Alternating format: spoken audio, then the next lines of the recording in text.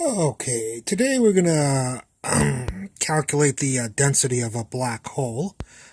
Here's our black hole right here. And density is mass divided by volume. The volume, we assume the black hole is spherical in nature.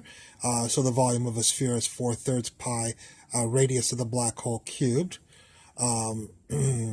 We also calculated, if you look at my lectures on black hole, I have a lecture on black holes.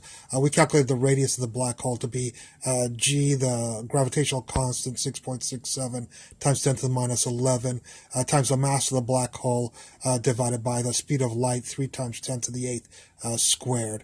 So we have two equations here: the volume of a sphere, or the volume of a black hole, and here's the radius of the black hole. We'll be using those. So again, the density is mass divided by volume.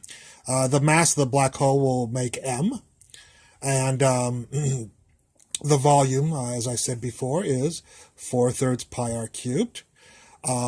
We didn't change the m here. Here's your 4/3 pi, just like over there. But for r, I've substituted in the radius of the black hole, gm over c squared. There's gm over c squared. And of course, that's cubed, like I denoted here. It's cubed here.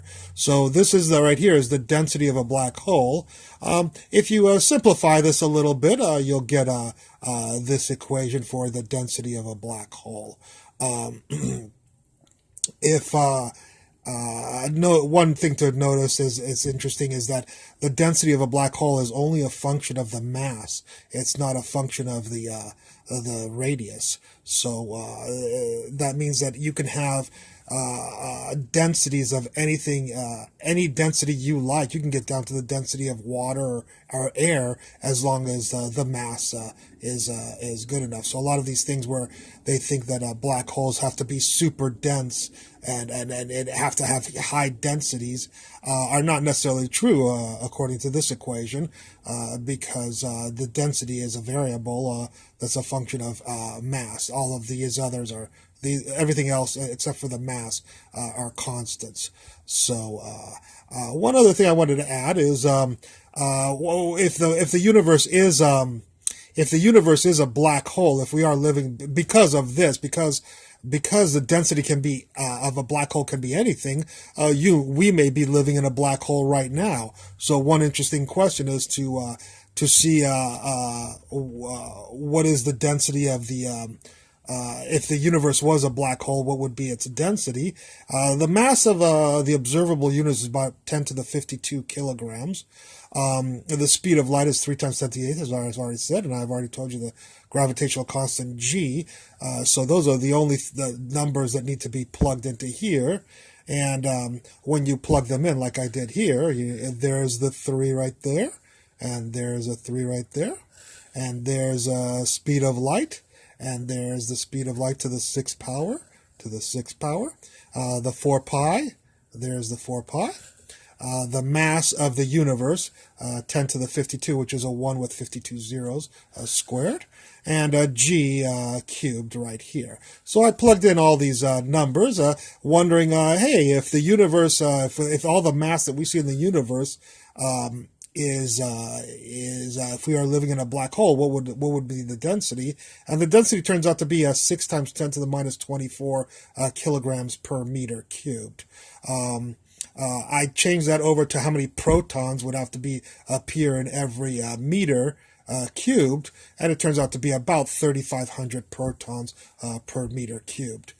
So if our universe were a black hole, then we should be measuring about 3,500 protons per meter cubed in all of the space that we observe. As a bonus, we will calculate the density of the universe a different way. What we're going to do here is again, the density of the universe is mass divided by volume. We will need to know the mass of the, here's the density of the universe right here, the mass density, and that's the mass of the universe over the volume, assuming the universe is spherically shaped. The mass, of course, is 10 to the 52 of the observable universe that we see. The volume, what we're going to do is, we have 4/3 and we have the pi, but we need the radius of the universe. We'll calculate the radius of the universe by assuming it's the speed of light times how since the universe, we assume, expanded, by how long the universe has been has existed, which is about 12. We'll just approximate it with about 12 billion years. So the speed of light times 12 billion years will denote this way. There's the speed of light, 3 times 10 to the 8th. There's 12 billion years, and we'll have to change this to seconds in order to get the units to jive out here, because speed of light is in seconds. So because of that, we'll have to multiply 365 days, 24 hours, and 3,600 seconds per minute. So we're going to take the radius to be the speed of light times how long the universe has existed, which is all of these terms right here. There is R. So right here, when we ask who is R, we'll plug all those numbers into R right here. And this is not divided by, I just ran out of room, so it's this times this times this times this times this, not divided by. So make sure you don't divide that and get a wrong number, cubed. So anyways, plugging in all the terms for this, we get 1.67 times 10 to the minus 27 kilograms per meter cubed as the density, the mass density of the universe. Just to make it a little bit more understandable for people, with our last derivation of the density of the universe if it was a black hole, this is just the observable this is the observable density of the universe, and we find out that the observable density of the universe is about 1 proton per meter cubed. And if you remember, the other derivation, if the universe was a black hole, came out to be 3,500 protons per meter cubed. So that's quite a difference between this density and the black hole density. So more than likely, our universe is not a black hole, at least by 3,500 orders of magnitude. Okay. Well, I hope you enjoyed this lecture, and I look forward to any comments you have at the bottom, and I apologize, as usual, for any mistakes I may have made, numerical or theoretically wise. Thank you very much.